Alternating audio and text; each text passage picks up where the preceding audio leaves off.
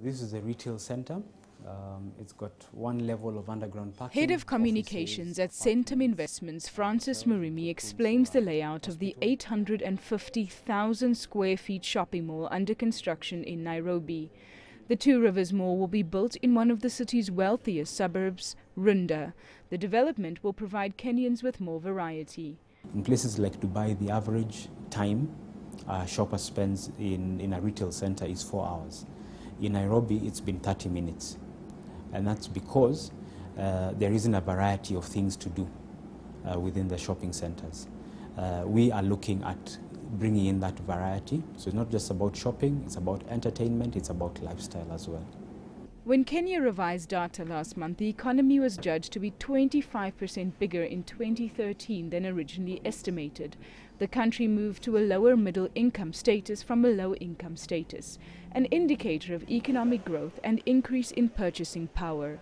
At this year's Kenya Homes Expo, it was easy to see why hopes are high for investment.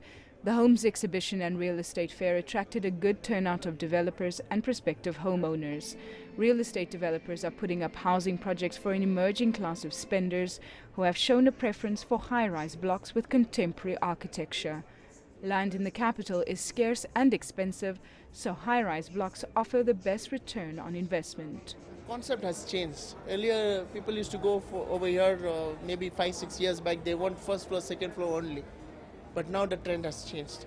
People want to go on the higher floors, be it residential or commercial. But the trend is changing now.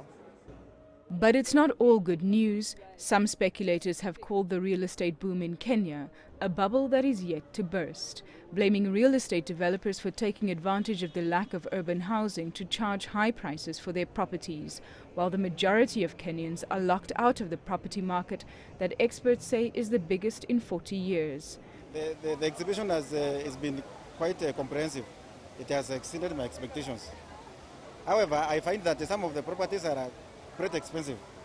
Like, for example, you find houses going for 14 million, 10 million, 8 million.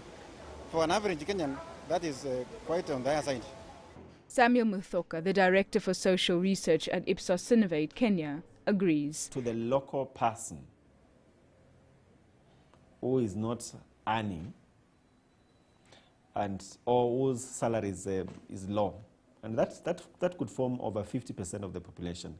Still, the cost of housing is very high, way out of their reach. He says the real estate developers' greed for profit is not the only reason why the cost of building and owning a home in Kenya is high. The context of putting up a home in Kenya, I think there are many things that come to play. The cost of land, the cost of labor, and the cost of materials. The cost of land is completely way, and is not even comparable to many other developed economies, even including America. Whereas in America, it would be completely varied, where the cost of land is much, much lower, but then the cost of labor is very expensive and things like that, they come to play. According to the Kenya Bankers Association, there are only around 22,000 residential mortgages in a country with a population of over 40 million people. Even as real estate developments target the emerging middle class and those not living below the poverty line, it's still a very limited market. 40% of Kenyans live below the poverty line. That's broadly defined as those living on just $1 a day. Valdi Carosa, CCTV.